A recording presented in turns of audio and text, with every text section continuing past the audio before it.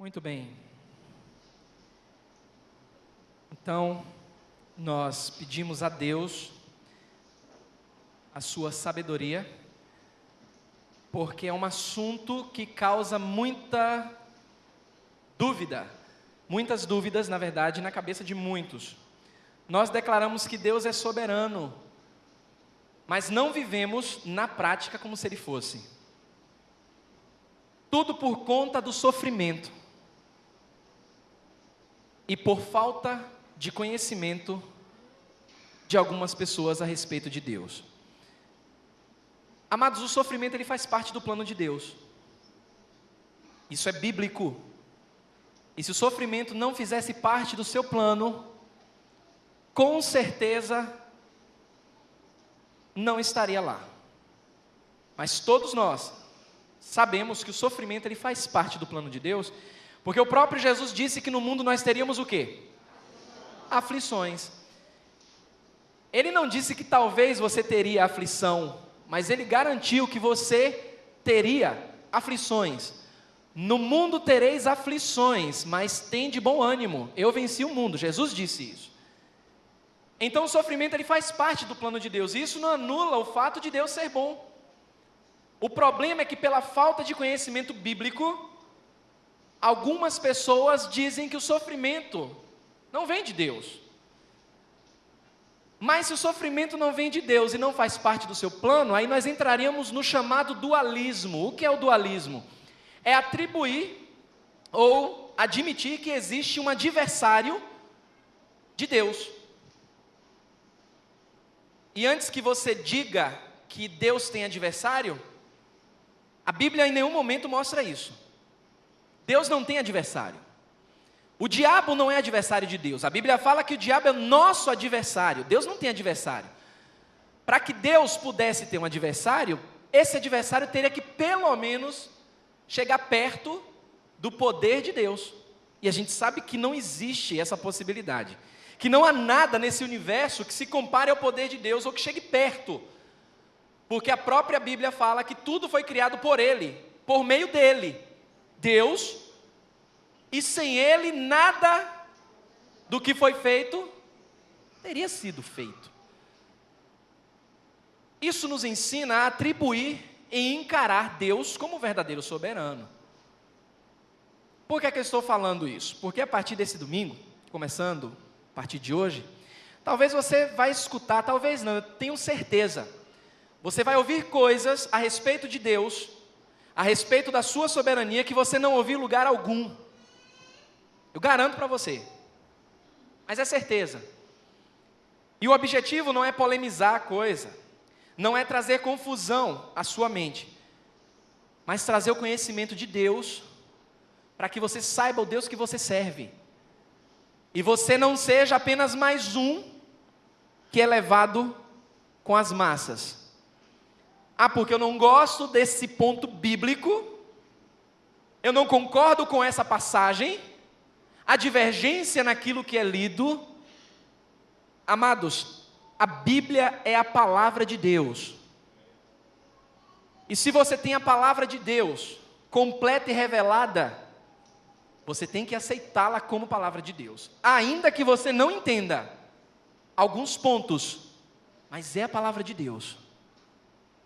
Eu tenho dificuldades em alguns pontos, mas não é porque eu não entenda alguns pontos que isso vai anular a palavra do Senhor. Tem versículos e passagens que eu particularmente, quando eu leio, mexe muito comigo. Mas eu digo para Deus: Senhor, eu sou limitado, o Senhor não. Então me ajuda a entender este ponto. Mas nunca, por conveniência, não aceitar. Eu tenho que aceitar. Então, se nós falamos que Deus é soberano e cantamos que Deus é soberano, temos que entender que no plano soberano de Deus o sofrimento faz parte. Ainda que você não entenda. Como falei pela manhã, voltei à tarde de um funeral. Um amigo meu, de infância, que foi morto na visão humana por estar no lugar errado, na hora errada. A notícia oficial que saiu, estava lendo agora à tarde, é que nem com essa menina ele tinha envolvimento. Mas o rapaz, indignado com uma foto que foi postada horas antes do assassinato desse meu amigo, ele indignado, enciumado, ele viu no Facebook, estava lá o local, a hora onde eles estavam, ele pegou o carro, foi lá, atirou num rapaz, esse meu amigo tentou correr e tomou 4 tiros, 2 nas costas, um no tórax e um na mão. Um jovem de 28 anos, um jovem, aos olhos humanos, um jovem promissor, filho único, trabalhador, fazia engenharia ambiental na área 1, tinha comprado recentemente um apartamento, para ser preciso, há 4 meses, deixou o apartamento todo bonito, tinha dito para a mãe que era da mãe, era um presente para a mãe. E isso tudo vai mexendo com a gente, nos olhos humanos, mexendo com quem não conhece a Deus, e mexendo com quem conhece a Deus. E a pergunta que fica numa situação como essa é: por que é que Deus não fez nada? Onde estava Deus? Que Deus é esse? Aí nos esquecemos que o Deus que nós servimos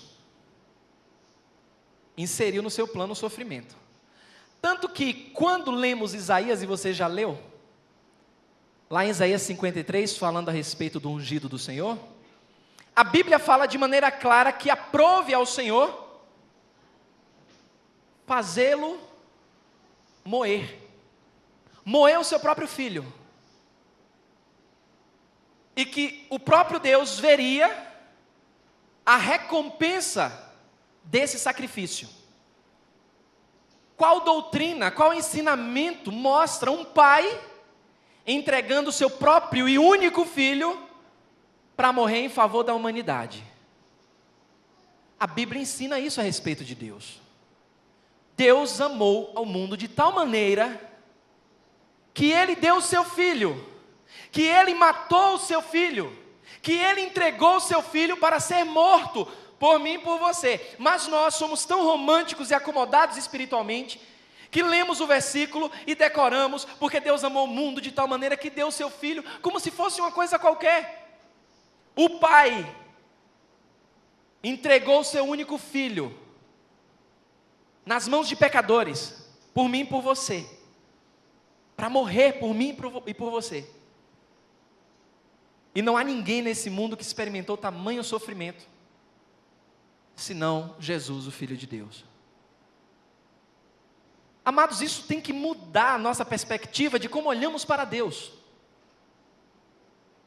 Porque senão vamos, como eu falei, ficar numa perspectiva romântica a respeito de Deus, do bom velhinho, que é só amor. Deus é justiça. É justiça. É perfeito amor e perfeita justiça. E o sofrimento não anula o seu amor e a sua justiça. Mas aí, por não entender o sofrimento, os crentes agem como descrentes. Onde estava Deus? Por que eu passo por isso? Por que sou tão dedicado à palavra, tão dedicado à igreja, mas Deus não me dá a minha bênção? Que Deus é esse? E aí entraremos num ramo que também não é bíblico. Talvez você entenda, e esse é o seu entendimento, mas isso não é bíblico. A vontade permissiva de Deus. Deus trabalha com decreto soberano. O plano de Deus é eterno e não muda. E esse plano foi estabelecido antes da fundação do mundo. Pastor, então, pera lá. Se o plano é eterno, e a Bíblia mostra isso, e já está fechado o plano, por que eu vou evangelizar? Por que eu vou orar? Se nada vai mudar. Aí a Bíblia responde para você: é mandamento. Deus não mandou você orar? 1 Tessalonicenses 5,17, Deus disse o quê? Então o que é que eu faço? Eu obedeço. Deus disse lá em Mateus 28, nós lemos hoje pela manhã: ide por todo mundo, fazei discípulos. Mas o plano não é fechado? O que é que eu faço? Eu vou evangelizar. Eu simplesmente obedeço. Não é porque eu não entenda algo eterno que isso me dá motivos para não obedecer. Eu tenho que obedecer. Aí nós voltamos, você que participou da Escola Bíblica Dominical, em dezembro, os 2 últimos domingos de dezembro, quando nós abordamos aqui e nós esprememos Romanos capítulo 9. E a Bíblia nos remeteu a Moisés. Quando Deus disse para Moisés: vai lá, porque eu vou endurecer o coração de Faraó para que não liberte o povo. E Moisés simplesmente fez o quê? Foi. Ele poderia ter dito: Senhor, mas já que o Senhor vai endurecer, por que eu vou lá? Não, ele foi. E você que leu a história e acompanhou, sabe que isso se repetiu nas 10 pragas, nas 9. Moisés voltava e Deus dizia: vai lá de novo, porque eu vou endurecer de novo. Vai falar para Faraó para libertar o povo, mas eu vou endurecer o coração dele. Moisés poderia dizer assim: não, isso é piada, Senhor. Não, ele obedeceu. Nós não estamos aqui para questionar a soberania, estamos aqui para obedecer. Se Deus tem um plano eterno, e o sofrimento está nesse plano, eu tenho que aceitar. Eu tenho que aceitar. Vamos orar.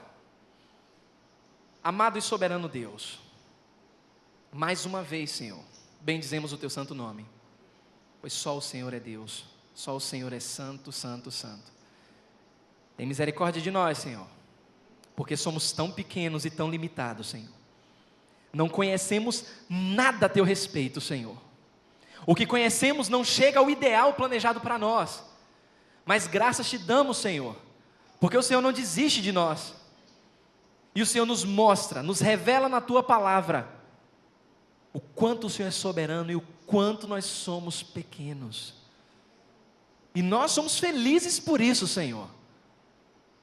Porque isso deve despertar em nós, como o profeta Isaías declara, o temor e o tremor diante de tamanha glória. Então nos ensina, Senhor, a entender e a aceitar o Teu plano para as nossas vidas, sem justificar qualquer coisa, Senhor, porque também a Tua palavra revela que nós somos responsáveis. Por isso é que nós clamamos misericórdia, Senhor. Conduz, Senhor, o entendimento do Teu povo. Eu sei que nem todos, neste primeiro momento, irão compreender, como eu também não compreendi, Senhor. Mas a Tua verdade precisa ser dita.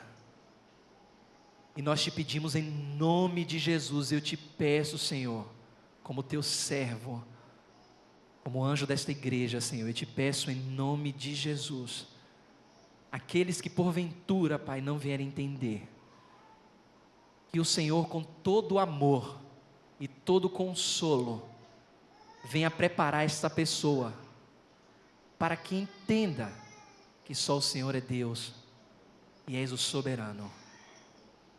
Também Te peço, Senhor, eu sei que muitos vão entender a Tua mensagem, ela não volta vazia. Aqueles que vão entender, que irão entender, Senhor, a Tua mensagem, que sejam despertados no temor e no tremor, porque o Senhor é santo, santo, santo. Ó Pai, louvado seja o Teu nome. É o que eu Te peço, em nome de Jesus, amém. Amados, o sofrimento e a soberania de Deus.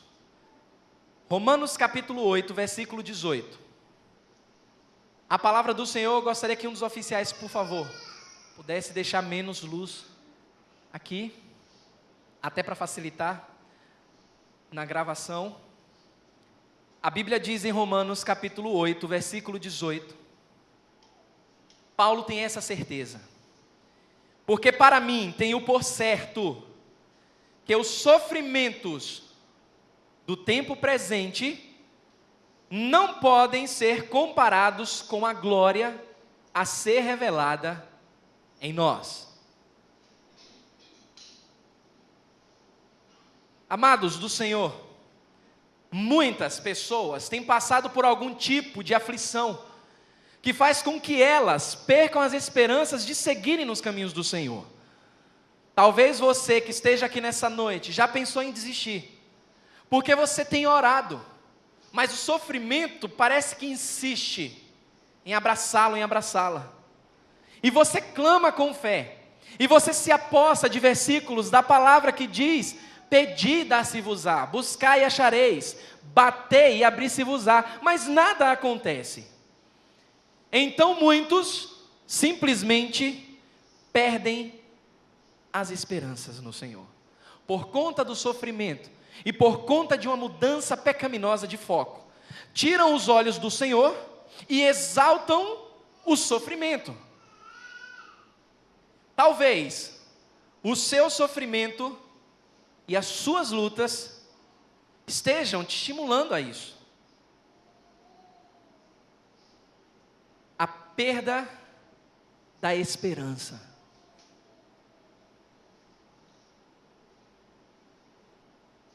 Mas talvez você faça parte do outro grupo. Um grupo de pessoas que tem visto o sofrimento à sua volta, mas tem experimentado pouco ou talvez nada de sofrimento. É aquele irmão bem-sucedido aos olhos humanos. É aquela pessoa que nunca experimentou uma dor, uma perda, tem uma ótima família, uma boa renda, um excelente trabalho. Mas essas pessoas também sofrem, porque elas observam o sofrimento do seu irmão e elas começam a ficar constrangidas com isso. Também entram no mesmo balaio, o balaio do pecado, porque não aceitam ser bem-sucedidos, como se fosse um pecado, porque Deus resolveu abençoar de uma maneira estrutural, uma boa família, uma estrutura que aos padrões humanos requer muito esforço. Então isso muitas vezes causa um constrangimento daquele irmão olhar para o sofrimento do outro e dizer: mas Senhor, por que o Senhor tem me dado tanto e não dá nada para ele? É pecado. É pecado também. Então percebam que o ser humano está sempre sofrendo, seja ele na bonança, ou seja ele no desespero, no sofrimento.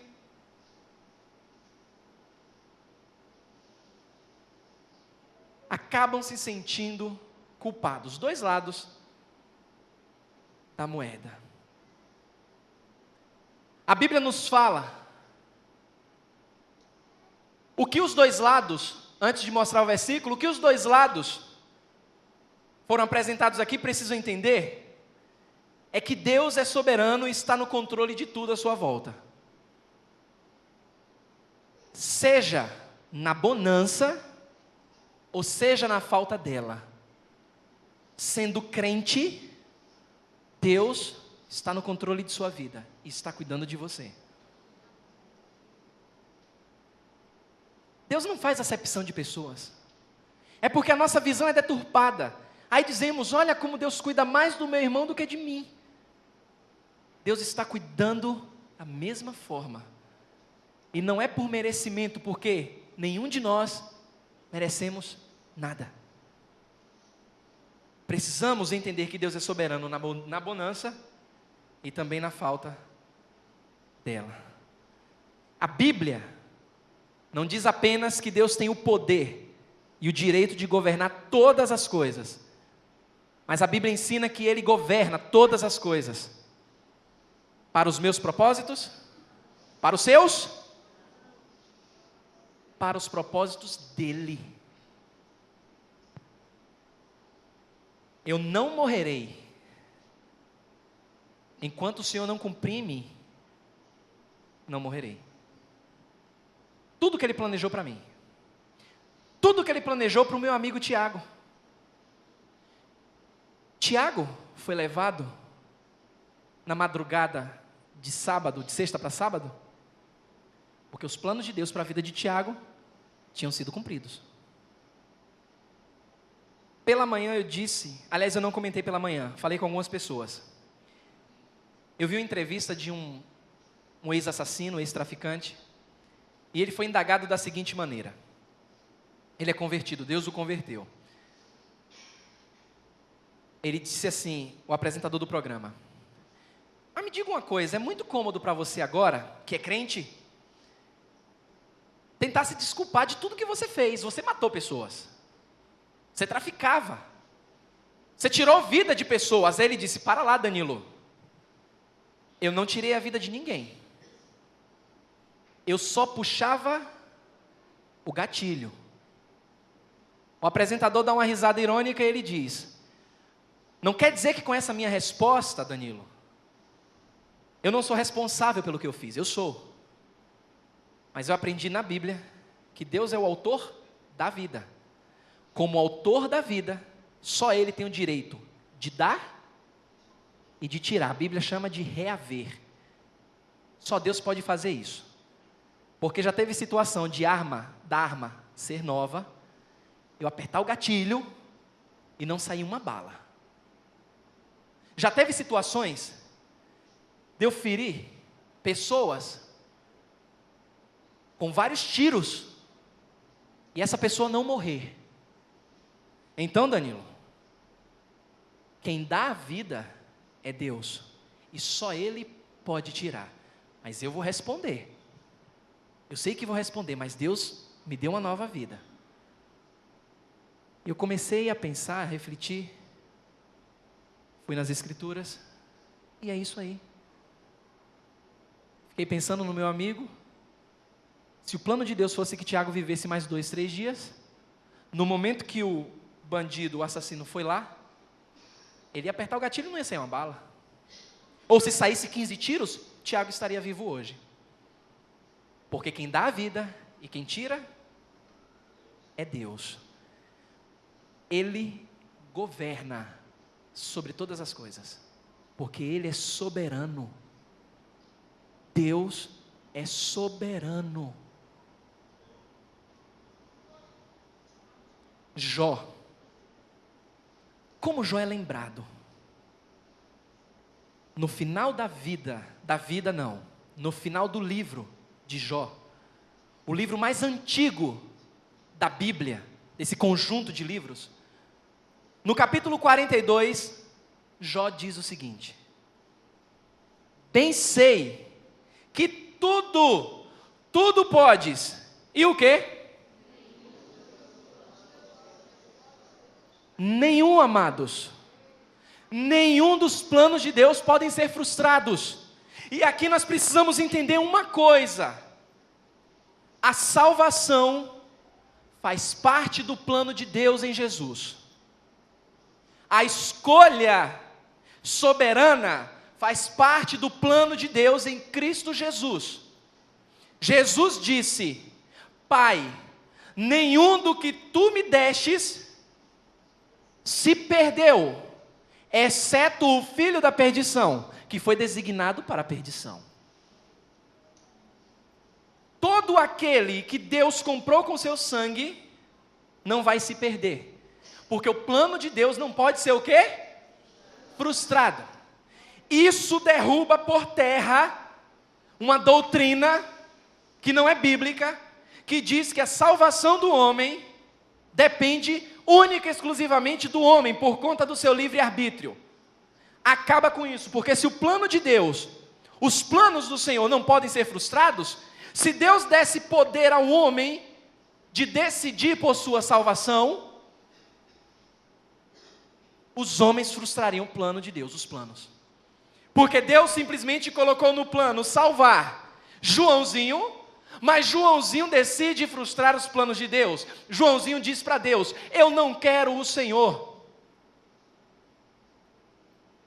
Nenhum dos teus planos podem ser frustrados.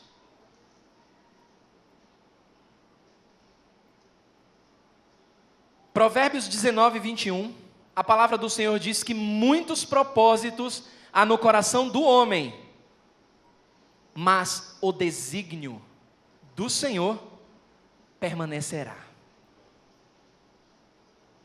O desígnio do Senhor permanecerá. Isaías 46, 9 e 10. Palavra do Senhor. Lembrai-vos das coisas passadas da antiguidade, que eu sou o quê?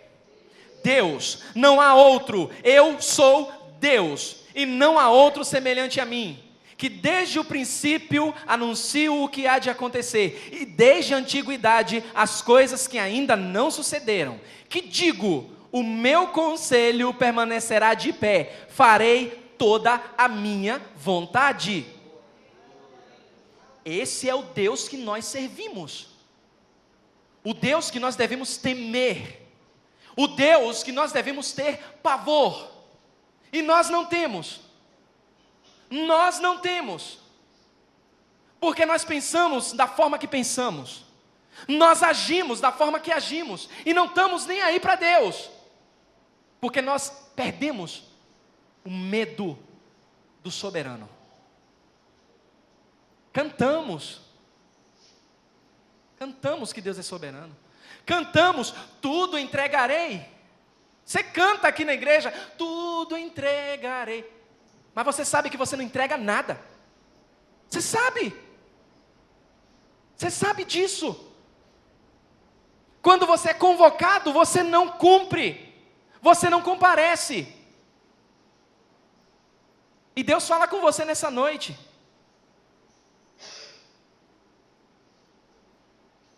Temos um princípio, eu preciso abrir esse parêntese aqui. Um princípio bíblico de mordomia. A Bíblia fala que nós recebemos tudo de Deus, tudo. E temos um princípio bíblico de mordomia, bíblico, chamado dízimo. Olha o pastor falando de dízimo. Estou no 6º ano. Acho que essa é a 2ª vez que eu uso essa palavra aqui no púlpito.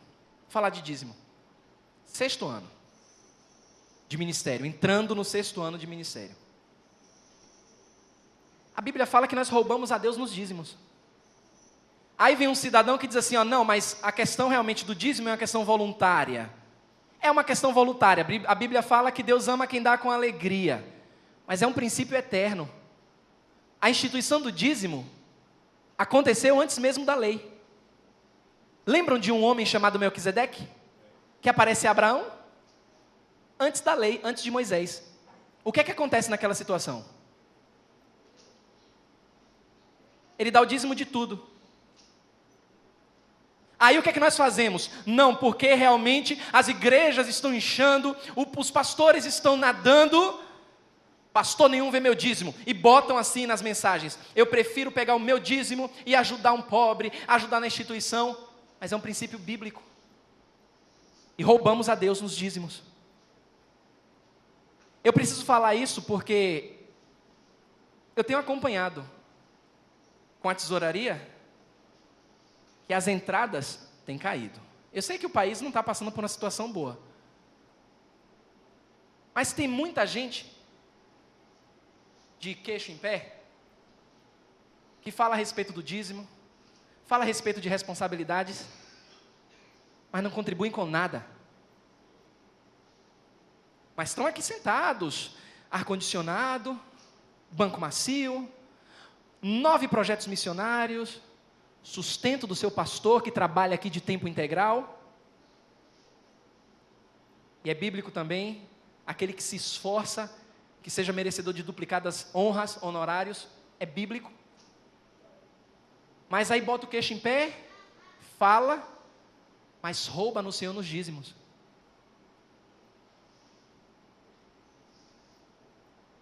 Eu precisei falar isso. Seja voluntário e seja coração aberto, e você que é membro dessa igreja, Honre ao Senhor também com seus dízimos e ofertas. Nós temos projetos, nós temos planos e contamos com isso. É bíblico. Pastor, o devorador está tomando, claro, porque você paga tudo que tem que pagar para depois dar o de Deus. Faça um propósito com Deus. O que é de Deus, tire a primeira parte e dê.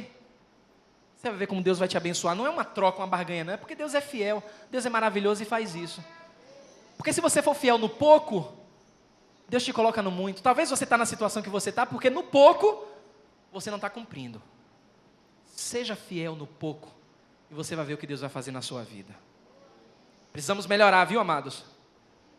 As entradas financeiras da igreja, precisamos. E Deus vai abençoar, Deus vai abrir porta de trabalho para você que está sem trabalho, e você vai poder fazer isso. E você que já trabalha, honre ao Senhor. Assim que você receber a primeira coisa, isso aqui é do Senhor, é uma forma de gratidão. Toma, Senhor, para o seu trabalho, para a sua obra. Faça isso e você vai ver o que vai acontecer na sua vida. Farei toda a minha vontade. Amados, Deus é soberano sobre o domínio mundial que foi concedido a Satanás. Falamos aqui da ideia de que Satanás não é adversário de Deus. Ele é nosso adversário. Ele tem influência. Ele está agindo. Mas Deus é soberano sobre esse domínio que foi concedido a ele. A Bíblia descreve, nós falamos aqui, tem um estudo pronto sobre isso. Se você quiser, é só trazer uma mídia.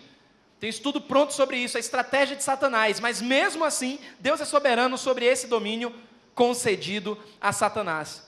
O esquema maligno, ele é apresentado nas Escrituras. A Bíblia fala em João capítulo 12, versículo 31. Chegou o momento de ser julgado este mundo. Jesus falando. E agora o seu príncipe será expulso. João 14, 30.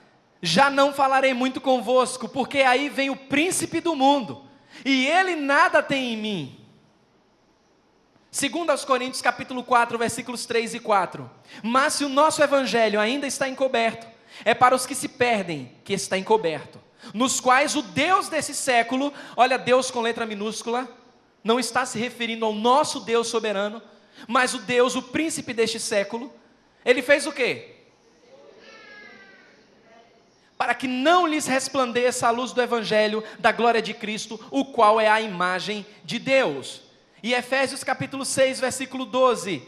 Porque a nossa luta não é contra o sangue e carne, e sim contra os principados e potestades, contra os dominadores deste mundo tenebroso, contra as forças espirituais do mal nas regiões celestes.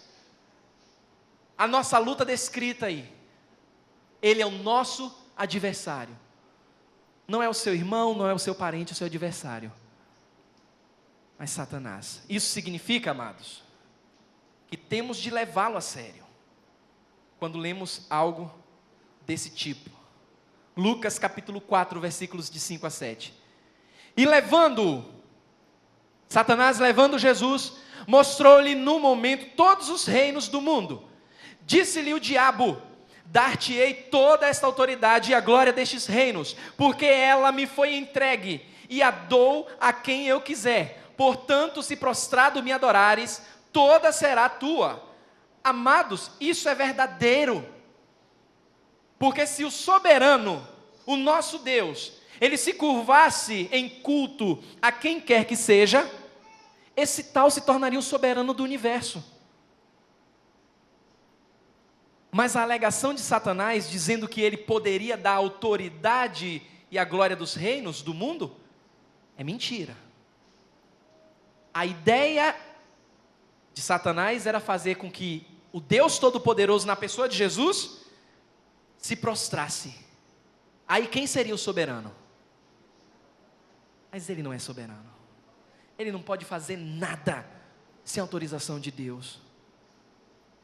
Porque Jesus disse, aproximando-se dos discípulos, falou-lhes dizendo: toda, não é parte, não é a maior parte, mas toda a autoridade me foi dada no céu e na terra.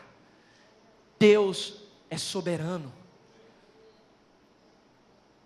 Satanás, ele causa confusão no mundo ao manobrar um Saddam Hussein, um Hitler, com poder de morte, mas só faz isso dentro dos limites decretados por Deus. Esqueça a palavra permissão de Deus. Os limites estabelecidos por Deus. Ele só pode agir até onde Deus determina que ele haja. Você vê isso na tentação de Jó. Nós vamos falar mais sobre isso lá na frente. Mas a Bíblia diz, em Daniel, capítulo 2, versículos 20 e 21, disse Daniel: seja bendito o nome de quem? De Deus, de eternidade a eternidade, porque dele é a sabedoria e o poder. É Ele quem muda o tempo e as estações. É Ele quem remove reis e estabelece reis. Ele dá sabedoria aos sábios e entendimento aos inteligentes, porque Deus é soberano. É Deus quem estabelece, e aí entramos numa outra questão, a questão da política. E como nós brigamos nessa questão. Amados, você teve a liberdade para votar. Você teve, concedida por Deus. Mas os governantes e os reis só estão ali porque Deus quis que eles estivessem ali. Porque é Deus quem remove e é Deus quem estabelece os reis. Os líderes, é Deus quem coloca. Eu entro numa outra questão. Eu viajei, fui para Cajutiba, uma cidade. Eu nasci aqui em Salvador, mas com 1 ano e meio eu fui para lá e morei lá até os 9 anos, em Acajutiba. E a primeira igreja batista de Acajutiba, ela está passando por dificuldades, por conta de um líder que está lá, o seu pastor. E algumas pessoas têm falado assim: "Oh, pastor Marcelo, venha para cá, assuma a igreja, porque nós estamos passando por esse sofrimento, não aguentamos mais." Aí o pastor Marcelo disse assim, forma um grupo e tira o pastor. Misericórdia. Fiz isso não, viu? Não compete a mim fazer isso. Deus colocou lá. Eu disse para a pessoa, Deus colocou, é Deus quem vai tirar, minha irmã. Não adianta fazer nada, porque é Deus quem coloca, é Deus quem remove, é Deus quem estabelece. Ore ao Senhor. Querendo ou não, é o seu pastor, é o seu líder espiritual, e você, como ovelha, deve respeito a ele. Ele está te exigindo alguma coisa que seja antibíblico? Não, mas sabe como é? A forma como ele prega, a forma como ele traz os assuntos. Se ele não está ferindo as escrituras, então você tem que começar a ver se tem algo pessoal. Porque talvez a sua motivação ela é carnal. Se submeta à sua autoridade, Deus vai honrar, vai recompensar você. É Deus quem remove, é Deus quem estabelece. Daniel 4,17. Conheçam os viventes que o Altíssimo tem o quê? Sobre o quê? O Altíssimo tem domínio. Sabe o que é isso? Controle. Deus tem controle sobre o reino dos homens. E faz o quê?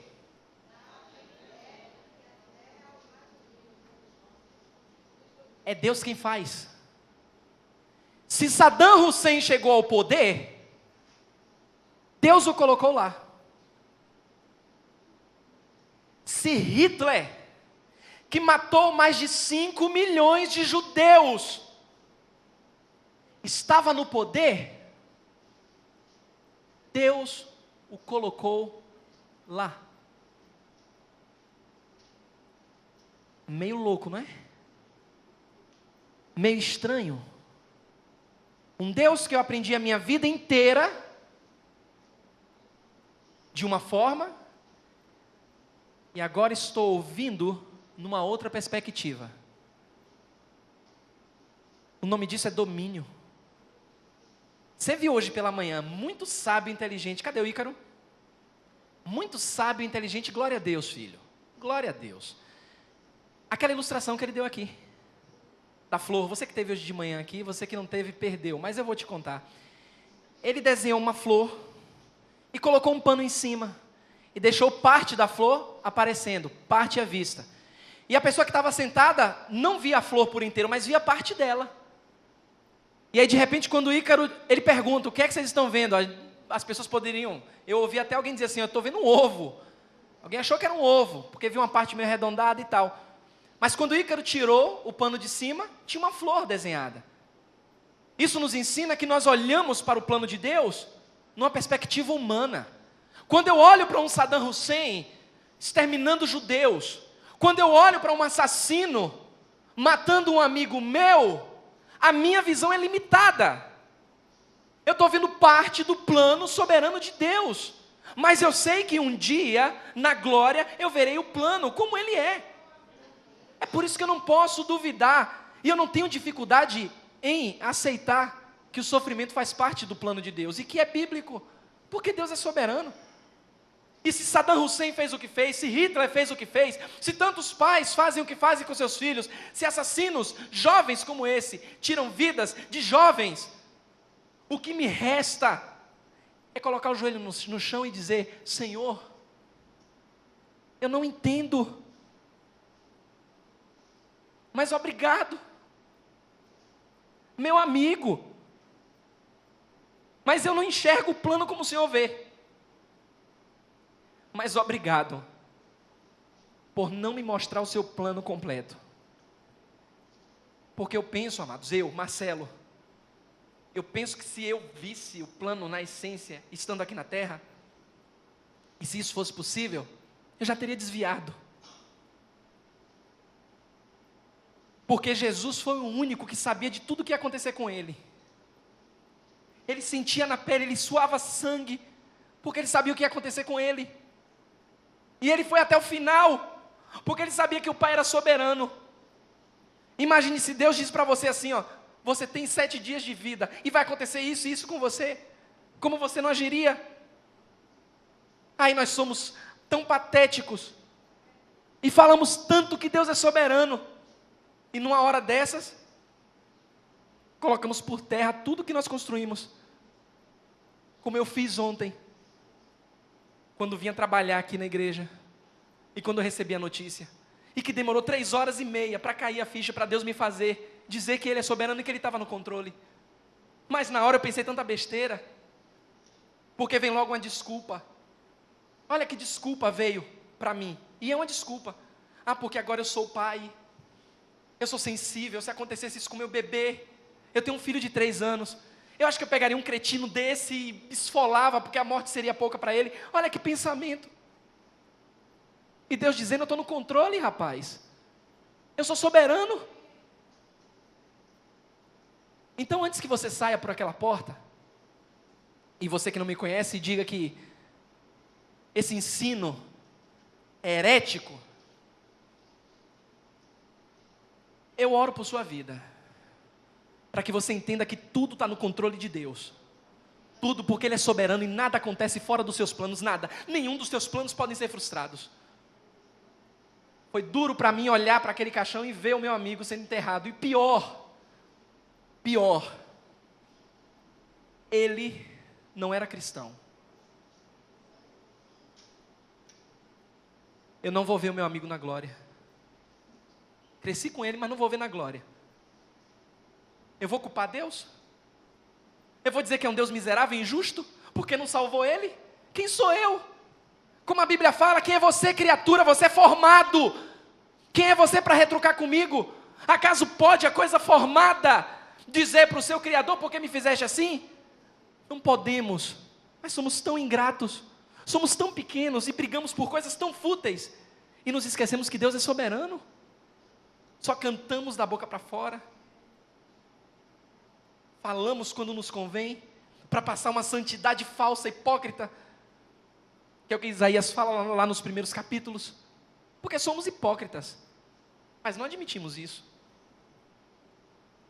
Amados, Deus é soberano, precisamos tremer, ter pavor. A palavra tremor é pavor dele. Eu tenho que me prostrar todos os dias nas minhas limitações, porque eu sou fraco, sou inútil, sou pecador. Mas eu tenho que agradecer todos os dias, porque com tanto pecado, Deus ainda me dá a oportunidade de abrir os olhos, poder respirar, e exaltar o nome dEle.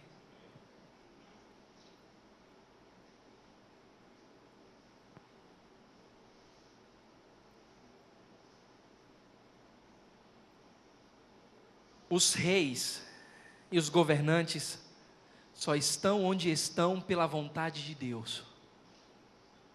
Quando você critica um político, por mais ladrão que ele seja, quando você afronta uma autoridade, seja no trabalho, seja na escola, seja na igreja, não pense que você está afrontando o homem, porque a sua luta não é contra a carne, você está afrontando a Deus, que é soberano.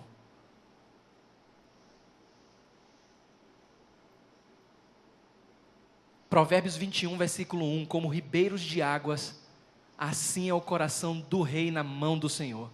Este, segundo o seu querer, o inclina.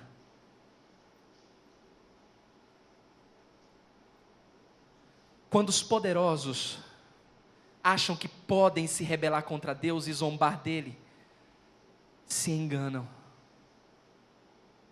No Salmo 2, versículos de 2 a 4, os reis da terra se levantam, e os príncipes conspiram contra o Senhor e contra o seu ungido, dizendo: rompamos os seus laços e sacudamos de nós as suas algemas. Olha só, ri-se aquele que habita nos céus, é o Senhor quem zomba deles, é Deus quem zomba. Será que eles pensam que os seus atos podem bloquear o conselho do Senhor? Não podem. No Salmo 33, versículos de 10 a 11, a palavra do Senhor diz: o Senhor frustra, olha só, o Senhor frustra os desígnios das nações e anula os intentos dos povos. O conselho do Senhor dura para sempre, os desígnios do seu coração por todas as gerações. Deus é soberano. Deus é soberano sobre as nações, amados, sobre todos os governantes e sobre todo o poder satânico por trás deles.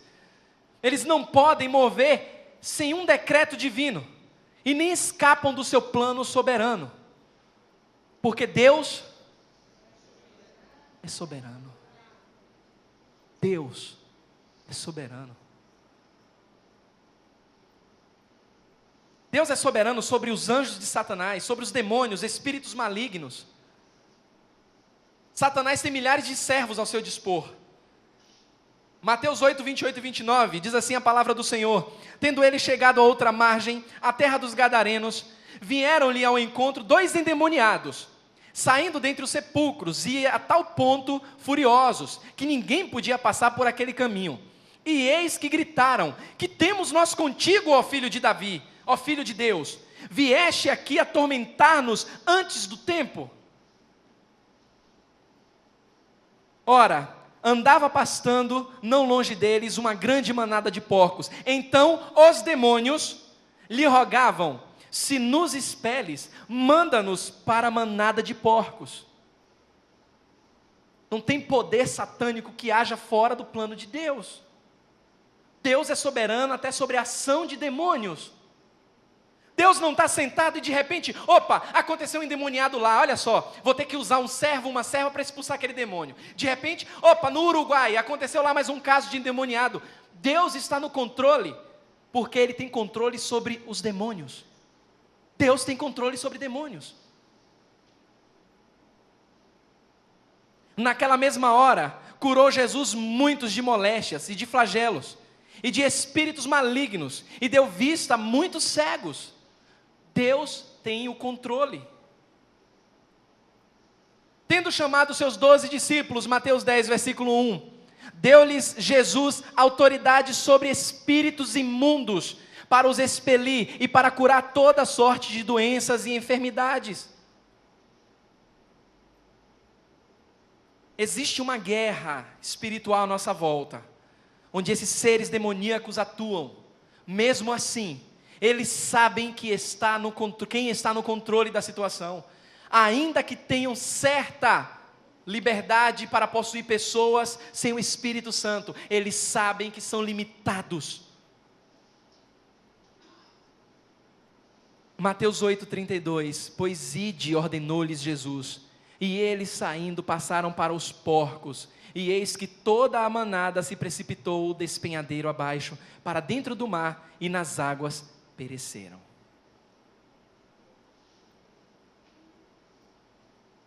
Não há dúvidas quem é o soberano nessa batalha, pelo menos para mim, eu espero que para você. As pessoas tinham visto isso antes. Marcos 1,27, todos se admiraram a ponto de perguntarem entre si, que venha a ser isto, uma nova doutrina? Com autoridade ele ordena aos espíritos imundos e eles lhe obedecem. Por que isso acontece?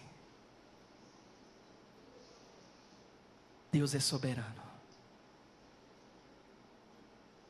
Semana que vem, você vai ver que Deus é soberano sobre a mão de Satanás, na perseguição, e sobre a mão que Satanás tem de tirar vida. A Bíblia fala que o ladrão vem somente para quê? Mesmo assim, Deus é soberano e tem o controle sobre a mão de morte que Satanás tem. Vamos orar ao Senhor.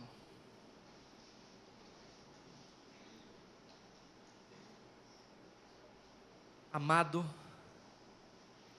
longânimo, temível e poderoso Deus,